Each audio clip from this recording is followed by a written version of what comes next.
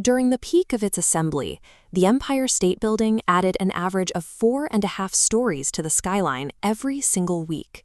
Steelworkers drove rivets hundreds of feet in the air, pushing a massive structure upward at a record-breaking pace. And this massive capital expenditure took place precisely as the nation was plunging into the darkest depths of the Great Depression. Outside the construction fences, millions of Americans were standing in breadlines, facing a sudden and total economic collapse. It is easy to look at the scale of this project and assume it was a public works initiative, perhaps designed to stimulate the economy or meet an urgent demand for office space in a crowded city. But there was no legitimate demand for a building this size in 1930.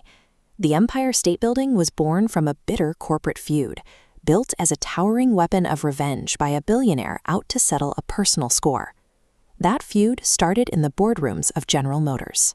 In 1928, John J. Raskob, the influential treasurer of GM, threw his considerable financial and political weight behind New York Governor Al Smith's presidential campaign.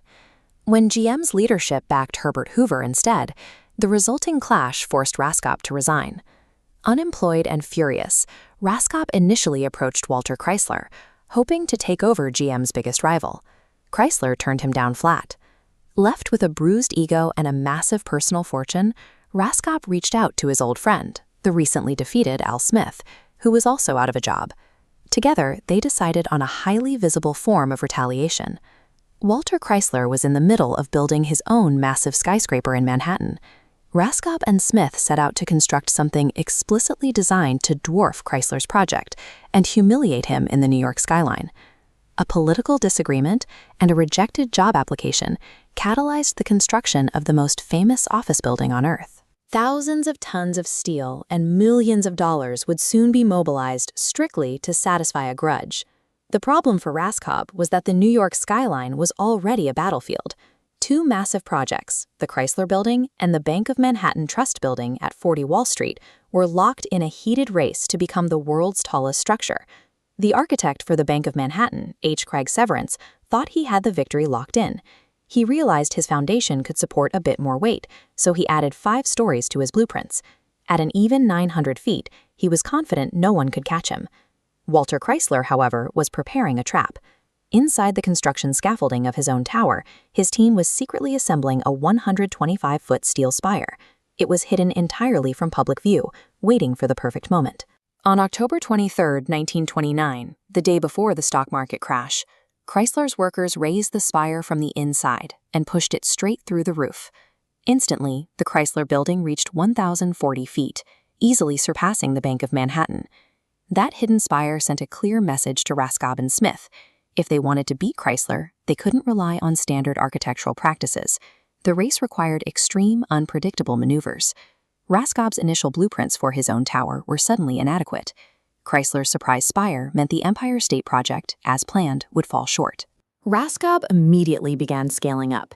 He purchased an adjacent plot of land, expanding the base of his planned structure. This wider footprint provided the geometric stability needed to revise the blueprints and push the tower to 85 stories. But to guarantee victory against any further tricks from Chrysler, Raskob resorted to a bizarre structural addition. He tacked a 200-foot mooring mast for airships onto the top of the design. This functionally useless appendage existed purely to artificially stretch the building to 1,250 feet. Adding nearly 250,000 square feet of space and a massive Zeppelin dock blew a $13 million hole in the construction budget. With the stock market now in ruins, conventional banks flatly refused to lend money for such an absurdly inflated project.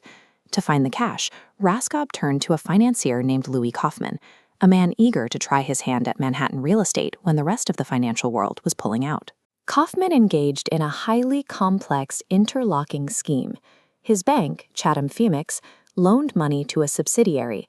That subsidiary then used the borrowed money to buy high-risk construction bonds for the Empire State Building. Kaufman effectively used depositors' cash to buy his own risky debt. Because this financial structure was so fragile, any delay in construction would trigger a collapse in funding. To outrun the compounding interest, the builders adopted Henry Ford's assembly line tactics, using prefabricated steel and installing narrow-gauge railways on each floor to move materials at a brutal, continuous pace. The famous speed of the Empire State Building's construction was born entirely out of panic. The project was a high-wire act of self-dealing, and the men pouring the concrete couldn't afford to stop for a single day. On May 1, 1931, the gamble appeared to pay off. The Empire State Building opened to massive fanfare, completely dwarfing the Chrysler Building and securing the title of world's tallest building for the next 4 decades. Yet, the economic reality of the 1930s immediately set in. There was virtually zero demand for commercial real estate. With the vast majority of its 2 million square feet sitting vacant, locals quickly began mocking it as the empty state building. The famous dirigible mast proved equally disastrous.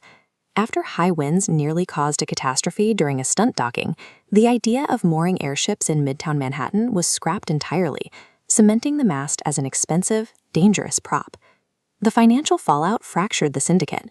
Raskop and his billionaire allies insulated themselves by trading large blocks of stock at artificial losses to avoid taxes. Kaufman, however, watched his bank bleed cash from the toxic loans. He was forced out of Wall Street entirely and died nearly forgotten. The building itself sat in the red for 2 decades. It finally achieved profitability and was sold for $50 million in 1951, long after the men who conceived the project were dead or ousted. The sheer scale of the Empire State Building often masks the motives behind its creation.